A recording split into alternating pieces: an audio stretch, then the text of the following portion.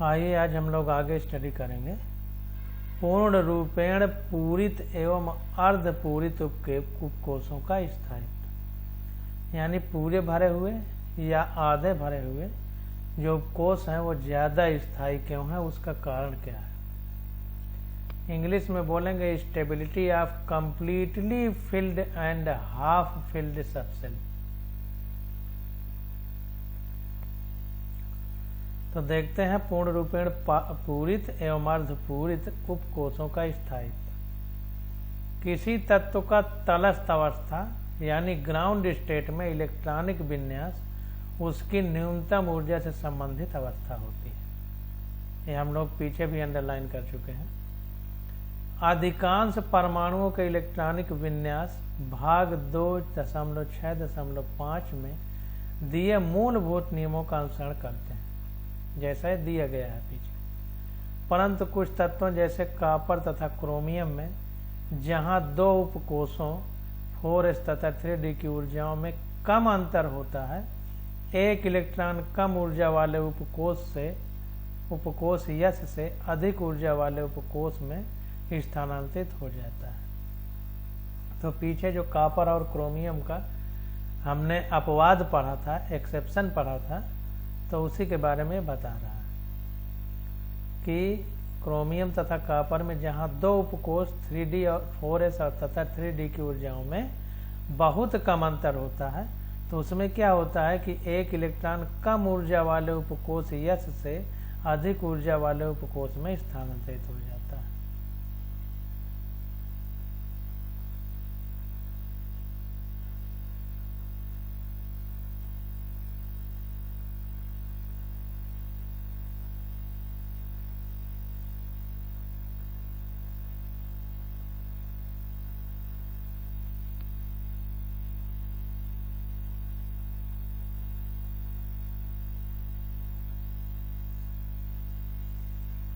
अब आगे देखते हैं।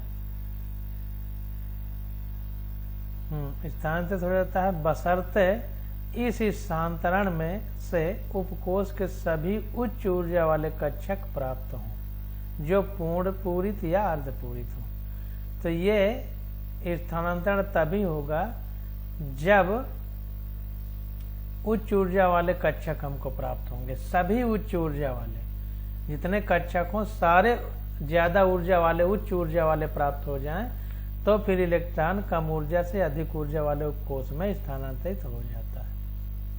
अतः क्रोमियम तथा कॉपर के संयोजी इलेक्ट्रॉनिक विन्यास क्रमशः 3d5 तथा 4s1, 3d5 4s1 तथा 3d10 4s1 होंगे, ना कि 3d4 तथा 3d4 4s2 तथा 3d9 4s2 होंगे। तो इसलिए क्रोमियम और कॉपर में ये कंडीशन आ जाती है कि एक इलेक्ट्रॉन उच्च ऊर्जा वाले उपकोष में जब स्थानांतरित हो जाता है तो उच्च ऊर्जा वाले सारे उच्च ऊर्जा वाले हमको कक्षक प्राप्त हो जाते हैं। उसी कारण से जो है ये स्थानांतरण होता है। इसी का वही कारण है कि क्रोमियम तथा कॉपर का अगर हम भरेंगे 1s2s2 की 3s4 में, तो हमको 3d हमको जब भरेंगे तो 3d4 4s2 मिलेगा।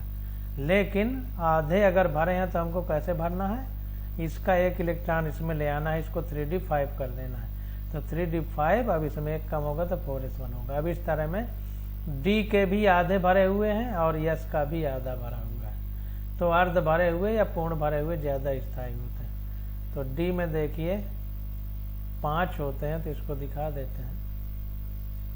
5 हो गए तो एक एक इलेक्ट्रॉन ऐसे भर जाएगा, ऐसे भर जाएगा। तो आधे भर गए। और 4s1 है तो उसमें भी एक भर जाएगा, ये 4s1 में एक भर गया। तो इस तरह से जो है हमारा अर्ध भरा हुआ ज्यादा स्थायी हो जाएगा। इसी प्रकार अगर पूरा भरा होगा तो उसको 3d10 3d9 4s2 न लिख करके इस 3d9 में एक यस का इलेक्ट्रॉन इधर लिखेंगे 3d10 और एक कम हो जाएगा तो 4s1 लिखेंगे। तो पूरा भरा हुआ हो जाएगा 3d10। तो आधा भरा या पूरा भरा हुआ ज़्यादा स्थायी होता है, इसलिए इसको पूरा भर देंगे। तो ऐसा पाया गया है कि इन इलेक्ट्रॉनिक विन्यासों में अतिरिक्त स्थायित्व होता है। ऐसा देखने को मिला है कि आधे भरे हुए या पूरे भरे हुए जो होते हैं उनमें जो है स्थायित्व ज़्यादा होता है।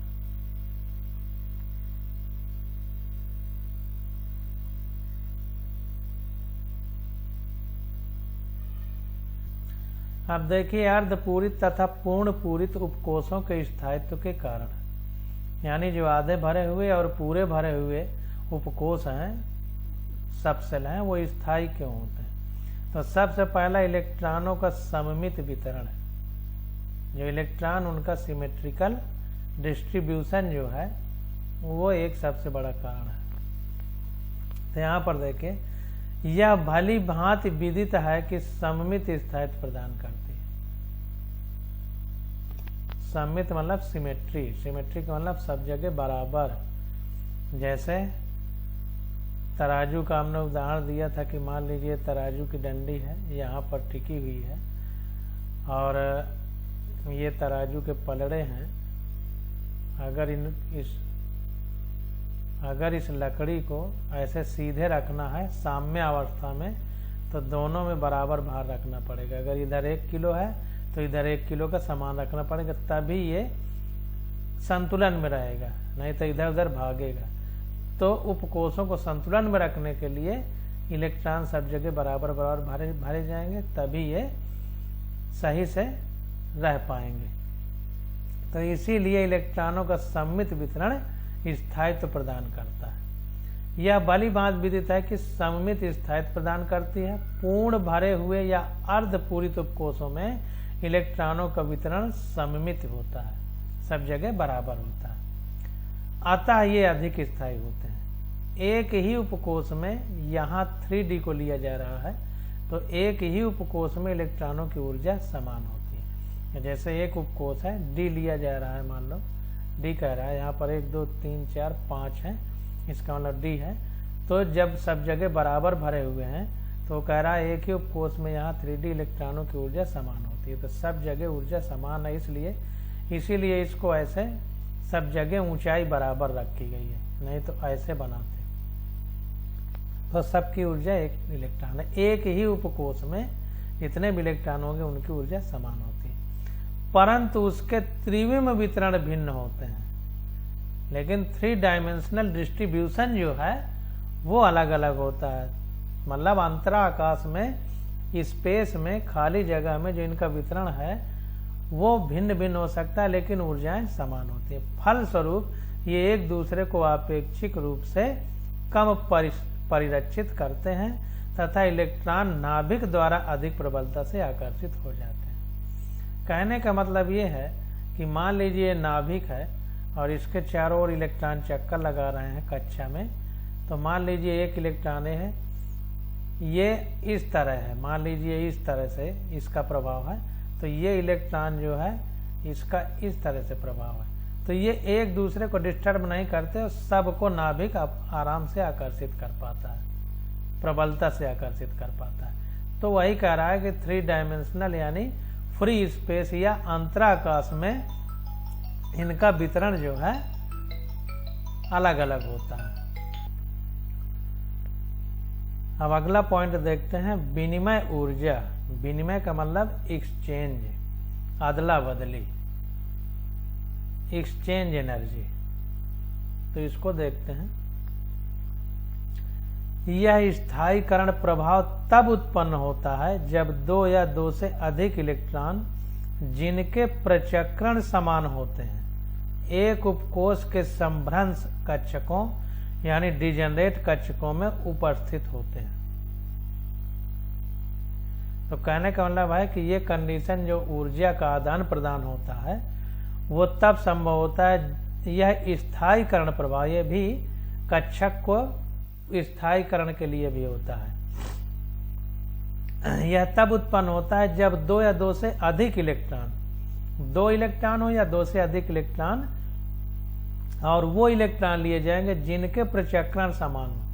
मतलब एक ऊपर की ओर ये क्लॉकवाइज मतलब दक्षिणावर्त घूम रहा है तो दूसरा भी दक्षिणावर्त घूमे, दोनों के मतलब चक्रण समान हो। एक उपकोष के संभ्रंश कक्षकों यानी डिजनरेट कक्षकों में उपस्थित होते हैं। तो ये ध्यान देना है कि जो एक्सचेंज एनर्जी है, विनिमय ऊर्जा है, ये भी स्थायित्व प्रदान करती है कक्षकों को, और ये उनमें लागू होती है, उन इलेक्ट्रॉनों में जिनके चक्रण समान होते हैं, प्रचक्रण समान होते हैं। ये इलेक्ट्रॉन अपना स्थान विनिमय करने की प्रवृत्ति रखते हैं। ये इलेक्ट्रॉन ऐसे होते हैं कि जो अपना स्थान चेंज कर लेते हैं, एक्सचेंज कर लेते हैं, मतलब एक दूसरे की जगह दूसरा दूसरे की जगह चला जाता है, अदला बदली मतलब कर लेते हैं। इस विनिमय के कारण मुक्त ऊर्जा विनिमय ऊर्जा या एक्सचेंज एनर्जी कहलाती है।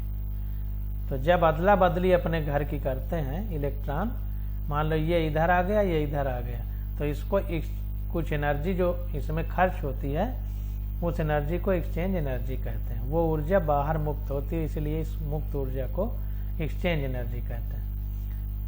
संभावित विनिमयों की संख्या तब अधिकतम होती है जब उपकोष पूर्णतः भरे या अर्धपूरित होते हैं। इसको ध्यान दीजिए, जब इलेक्ट्रॉन आधे भरे होते हैं या पूरे भरे होते हैं कक्षक में, तब ये कंडीशन ज्यादा उत्पन्न होने की संभावना होती है।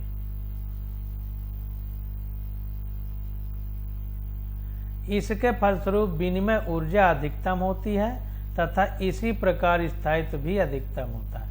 तो जब आधे भरे हुए कक्षक होंगे या पूरे भरे हुए, तो विनिमय ऊर्जा अधिकतम होती है, और चूंकि विनिमय ऊर्जा स्थायित्व प्रदान करती है तो स्थायित्व भी अधिकतम होता है। न्याय सी बात है कि किसी के पास पैसे हैं और वो पैसे छीन लिए जाए, उसके पास पैसे न रहें, तो कुछ सामान इधर उधर खरीदने नहीं जा पाएगा और एक ही जगह बैठा रहेगा। तो उसी को कह रहा है कि जब उसकी ऊर्जा निकल जाती है विनिमय ऊर्जा के रूप में, तो ऊर्जा हो गई कम इलेक्ट्रॉन की, तो वो अपनी जगह पे बैठा रहेगा, यानी स्थायित्व तो ज्यादा होगा। चित्र 2.18 में कह रहा है कि देख लीजिए, चित्र 2.18 में D5 विनिमय हेतु संभावित विन्यास हेतु संभावित विनिमय। तो यहाँ पर देखिए, ये समान प्रचक्रण वाले इलेक्ट्रॉन है, सब देखिए एक ही तरफ इनका चक्रण है। तो अब ये देखिए, जैसे एक नंबर है, तो एक नंबर,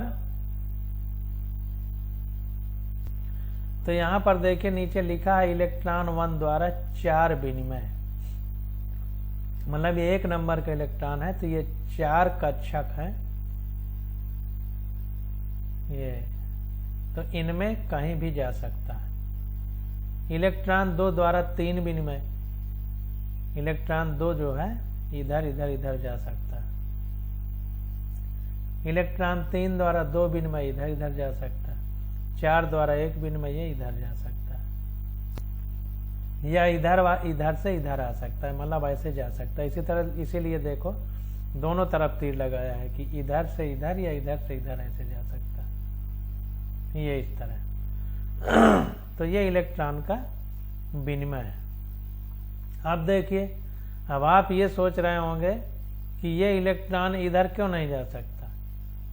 तो इधर इसलिए नहीं जा सकता कि सबसे पहले तो यही भरा जाएगा, इसका मतलब इसमें पहले से इलेक्ट्रॉन भरा है। जब हम 3 इलेक्ट्रॉन की बात करेंगे, इसका मतलब 2 पहले से भरे हैं। जब हम 4 की बात करेंगे, इसका मतलब 3 पहले से भरे हैं, तभी तो ये चौथा इलेक्ट्रॉन हुआ, नहीं ये पहला ना हो जाता। तो इसका मतलब जितना आगे की बात कर रहा है वो उतने और आगे भरे हुए हैं। इसीलिए 2 से जब देख रहा है तो उछाल के इधर ले जा रहा है, या इसको फिर यहीं पे ला रहा है, इधर नहीं ला रहा है। एक में इधर क्यों नहीं ला रहा है? क्योंकि ये तो पहले से भरा हुआ है, तो जो भरा है उसमें जा ही नहीं पाएगा। इसी तरह सब में किया गया। अब देखिए, आप देखेंगे कि यह ऊर्जा हुंड के नियम का आधार है, जिसके अनुसार समान ऊर्जा के कक्षकों में जाने वाले इलेक्ट्रॉनों के यथासंभव समानांतर प्रचक्रण होते हैं। तो जो है क्या हुआ कि यह हुंड नियम के हिसाब से है, जो हुंड ने बताया था कि जो समान ऊर्जा के इलेक्ट्रॉन होते हैं कक्षकों में, तो उनके जो प्रचक्रण होते हैं वो यथासंभव समांतर होते हैं। देखिए ये बीच में बराबर दूरी है सब जगह, तो इसको समांतर बोलते हैं। तो इनके चक्रण समांतर है, या ये कह सकते हैं कि एक ही दिशा में है।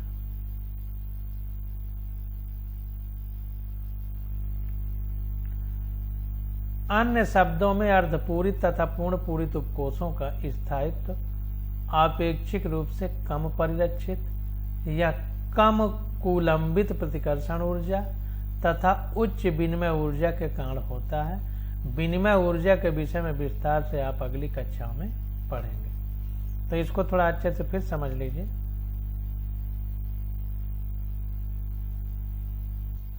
तो कहने का मतलब ये है कि जो अर्धपूरित या पूर्ण पूरित उपकोष है उनका जो स्थायित्व है, स्टेबिलिटी है, वो किन किन चीजों पर निर्भर करती है। पहली तो अपेक्षिक रूप से कम परिरक्षित, जो कम सील्ड हो, परिरक्षित का मतलब कम सील्ड हो, तो उसके कारण होगा।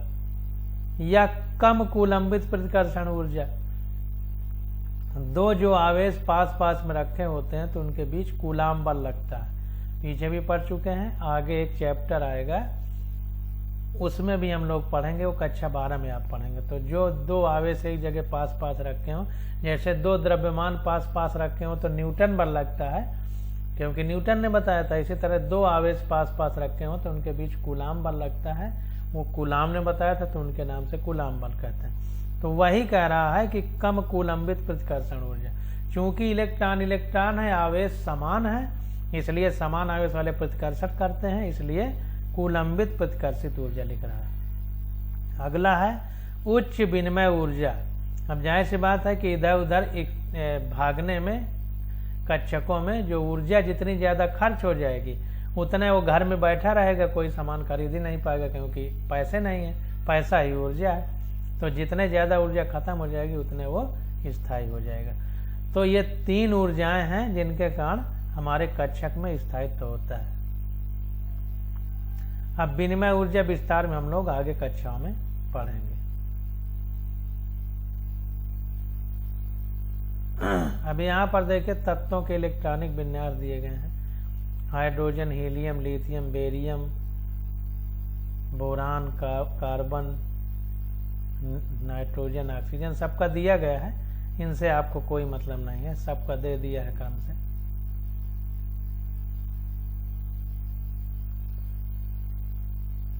अब देखिए आगे हम लोग पढ़ते हैं सारांश, समरी जिसको बोलेंगे इंग्लिश में। पूरा जो चैप्टर पढ़ा जा चुका है इसका सारांश दे रहा है।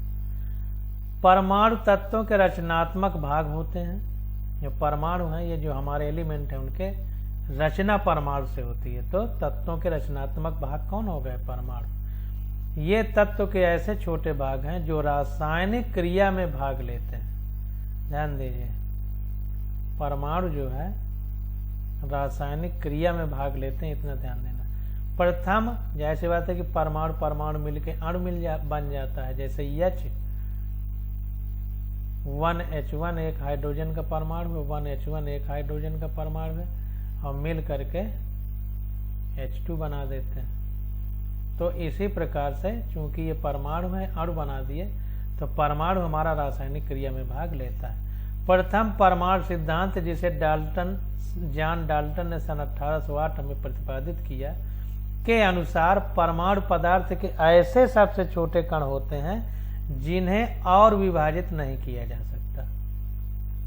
19वीं शताब्दी के अंत में प्रयोगों द्वारा यह प्रमाणित हो गया कि परमाणु विभाज्य है, मतलब परमाणु को विभाजित भी किया जा सकता है। यह 19वीं शताब्दी के अंत में पता चला, तथा यह वह तीन मूल कणों इलेक्ट्रॉन, प्रोटॉन तथा न्यूट्रॉन द्वारा बना होता है। बाद में पता चला 19वीं शताब्दी के अंत तक कि परमाणु में भी उससे छोटे इलेक्ट्रॉन, प्रोटॉन और न्यूट्रॉन कण पाए जाते हैं। इन अवपरमाणुक यानी सब एटॉमिक, मतलब छोटे परमाणु से छोटे कणों की खोज के बाद परमाणु की संरचना को स्पष्ट करने के लिए बहुत से परमाणु मॉडल प्रस्तुत किए गए। सन 1898 में थॉमसन ने कहा कि परमाणु एक समान धनात्मक विद्युत आवेश वाला एक गोला होता है जिस पर इलेक्ट्रॉन उपस्थित होते हैं। वो मॉडल जिसमें परमाणु का द्रव्यमान पूरे परमाणु पर एक समान वितरित माना गया था। हमने बताया था कि इसको वाटरमेलन, खरबूजा मान लीजिए, तो खरबूजा में जो है, अरे वो तरबूज में जिस तरह काले काले बीज सब जगह फैले होते हैं, तो उस तरह माना गया। तो इसमें माना गया कि जिसमें परमाणु का द्रव्यमान पूरे परमाणु पर एक समान वितरित माना गया था। सन 1909 में रदरफोर्ड के महत्वपूर्ण एल्फा कण के प्रकीर्णन प्रयोग द्वारा गलत सिद्ध हुआ। बाद में पता चला कि रदरफोर्ड का मॉडल, थॉमसन का मॉडल गलत है। वो प्रयोग रदरफोर्ड ने एल्फा स्कैटरिंग एक्सपेरिमेंट द्वारा किया, एल्फा कण के प्रकीर्णन प्रयोग द्वारा। रदरफोर्ड ने यह निष्कर्ष निकाला कि परमाणु के केंद्र में बहुत छोटे आकार का धनावेशित नाभिक होता है और इलेक्ट्रॉन उसके चारों ओर वृत्ताकार कक्षों में गति करते हैं। ये बाद में रदरफोर्ड ने अपने एल्फा कण प्रकीर्णन प्रयोग से बताया। रदरफोर्ड मॉडल जो सौर मंडल से मिलता जुलता था, निश्चित रूप से डाल्टन मॉडल से बेहतर था, परंतु यह परमाणु की स्थिरता की अर्थात यह इस बात की व्याख्या नहीं कर पाया कि इलेक्ट्रॉन नाभिक में क्यों नहीं गिर जाते। इलेक्ट्रॉन नाभिक में क्यों नहीं गिर जाते, इस बात को ये नहीं बता पाया। तो इसको ध्यान दीजिए कि रदरफोर्ड मॉडल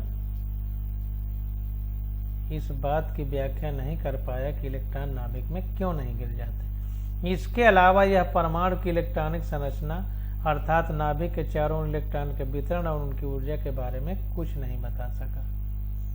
तो इसके अलावा ये भी बातें हो गई। रदरफोर्ड मॉडल की इन कठिनाइयों को सन 1913 में नील बोर ने हाइड्रोजन परमाणु के अपने मॉडल में दूर किया तथा यह प्रस्तावित किया कि नाभिक के चारों ओर वृत्ताकार कक्षों में इलेक्ट्रॉन गति करते हैं। केवल कुछ कक्षों का ही अस्तित्व हो सकता है तथा प्रत्येक कक्षा की निश्चित ऊर्जा होती है। बोर ने विभिन्न कक्षों में इलेक्ट्रॉन की ऊर्जा की गणना की और प्रत्येक कक्षा के लिए नाभिक और इलेक्ट्रॉन की दूरी का आकलन किया। हालांकि बोर मॉडल हाइड्रोजन के स्पेक्ट्रम को संतोषपूर्वक स्पष्ट करता था, लेकिन यह बहु इलेक्ट्रॉनिक परमाणुओं के स्पेक्ट्रमों की व्याख्या नहीं कर पाया। तो इसको ध्यान देना है कि बोर मॉडल हाइड्रोजन स्पेक्ट्रम की तो व्याख्या कर दिया, लेकिन जिस परमाणु में ज्यादा इलेक्ट्रॉन थे, बहु इलेक्ट्रॉनिक परमाणु, तो उसमें ये व्याख्या नहीं कर पाया।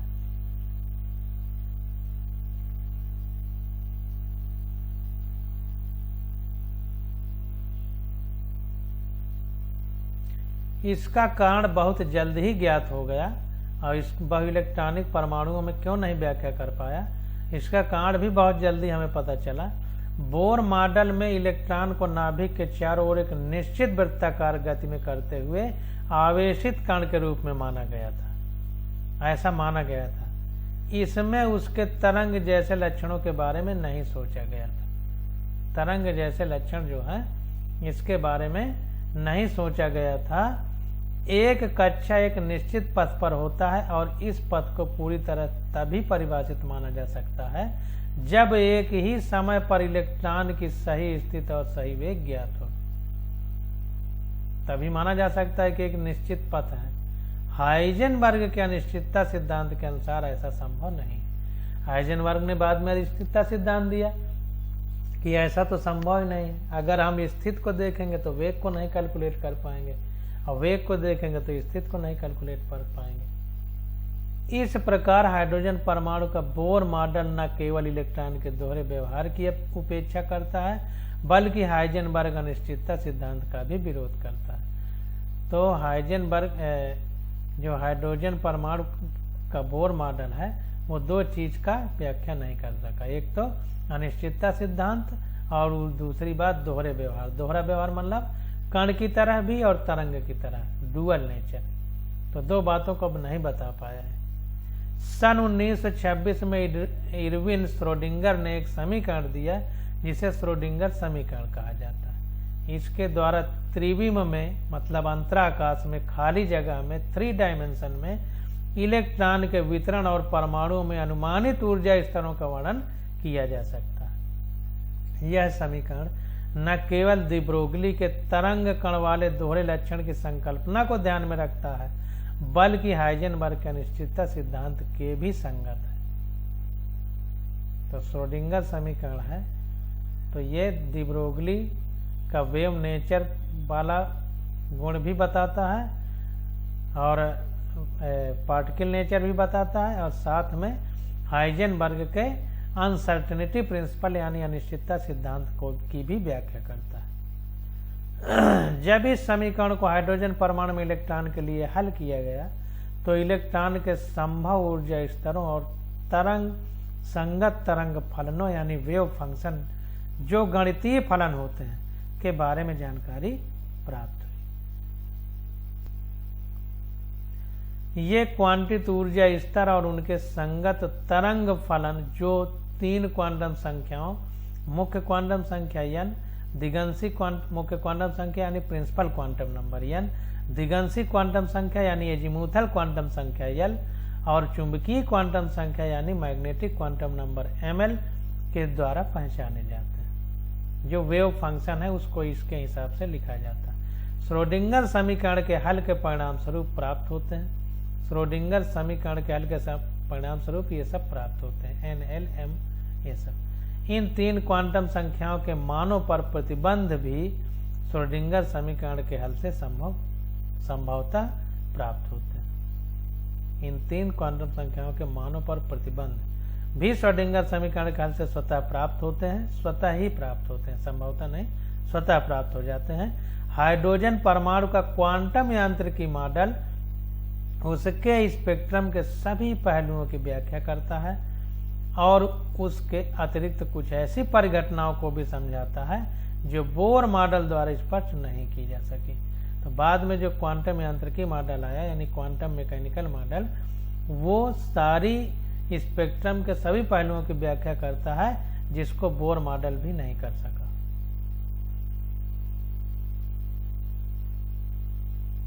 परमाणु के क्वांटम यांत्रिकी मॉडल के अनुसार बहु इलेक्ट्रॉनिक परमाणुओं के इलेक्ट्रॉन वितरण को कई कोषों में बांटा गया है। ये कोष एक या अधिक उपकोषों के बने हुए हो सकते हैं तथा इन उपकोषों में एक या अधिक कक्षक हो सकते हैं जिनमें इलेक्ट्रॉन उपस्थित होता है। तो ये कह रहा है कि जो कोष हैं तो इलेक्ट्रॉन वितरण को कई कोषों में बांटा गया। कोष का मतलब सेल।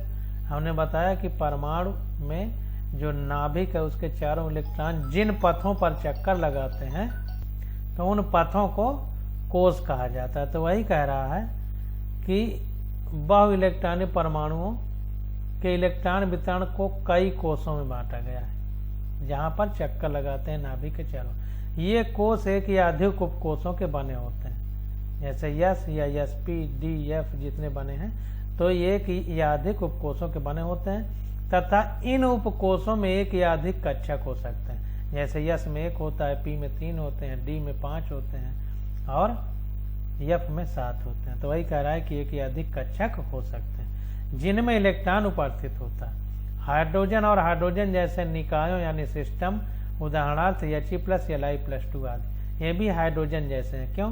क्योंकि हाइड्रोजन में 1 इलेक्ट्रॉन है, He में 2 होते हैं, 1 प्लस लगा है, इसका मतलब 1 इलेक्ट्रॉन निकला है तभी प्लस आया। Li में 3 होते हैं तो 3 में से 2 निकले हैं तभी 1+2 आया, इसका मतलब इसमें भी 1 ही बचा, इसमें भी 1 ही बचा, इसलिए हाइड्रोजन जैसे निकाय कह रहा है।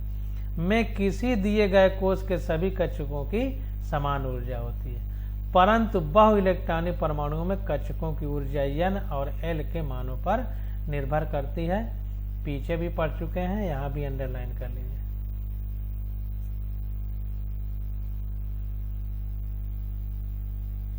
किसी कक्षक के लिए N+L का मान जितना कम होगा उसकी ऊर्जा भी उतनी ही कम होगी, इसको ध्यान देना। यदि कोई 2 कक्षकों का N+L मान समान होता है तो उस कक्षक की ऊर्जा कम होती है जिसके लिए N का मान कम होता है। तो अगर N और N+L से हम लोग कक्षक की ऊर्जा निकालते हैं, लेकिन फिर भी अगर N और L दो इलेक्ट्रॉन है उनके समान हो जाएं तो जिसके लिए N कम होगा उसकी ऊर्जा कम मानी जाएगी, क्यों? क्योंकि n प्रिंसिपल क्वांटम नंबर यानी मुख्य क्वांटम नंबर को बताता है, और मुख्य क्वांटम नंबर जो है कक्षा को बताता है यानी सेल को, और कक्षा हमारी जितना दूर होगी नाभिक से उतना ही ज्यादा n नंबर होगा और उतना ही ज्यादा उसकी ऊर्जा होगी। तो जिसकी ऊर्जा कम होगी वो नाभिक के पास होगा यानी n कम होगा, तो इसीलिए जिसकी n कम होगा उसका ऊर्जा का मान कम होगा।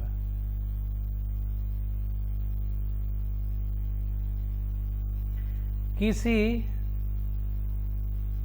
परमाणु में ऐसे कई कक्षक संभव होते हैं तथा उनमें ऊर्जा के बढ़ते क्रम में इलेक्ट्रॉन पाउली के अपवर्जन सिद्धांत, वो सिद्धांत क्या है कि किसी परमाणु में किन्हीं दो इलेक्ट्रॉनों की चारों क्वांटम संख्याओं का मान समान नहीं हो सकता। और हुंड के अधिकतम बहुलता नियम ये क्या है कि एक उपकोष के कक्षकों में इलेक्ट्रॉनों का युग्मन तब तक प्रारंभ नहीं होता जब तक प्रत्येक कक्षक में एक एक इलेक्ट्रॉन न आ जाए के आधार पर भरे जाते हैं। परमाणुओं की इलेक्ट्रॉनिक संरचना इन्हीं विचारों पर आधारित है। तो ध्यान देना है कि इन्हीं के नियम के आधार पर भरा जाता है।